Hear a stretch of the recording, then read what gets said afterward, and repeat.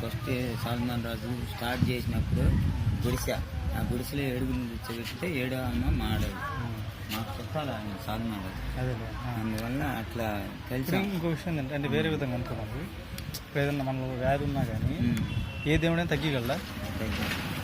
యేసుక్రీస్తు తగ్గిస్తాడు. యేసుక్రీస్తు తగ్గిస్తాడు. నమ్ముతావు నువ్వు? నమ్మగలవా?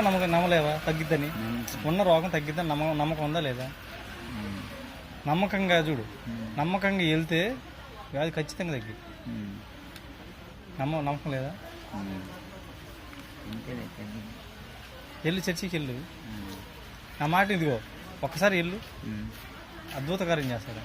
నా జీవితం అనేక కార్యాలు చేశాడు, ఖచ్చితంగా చేస్తాడు.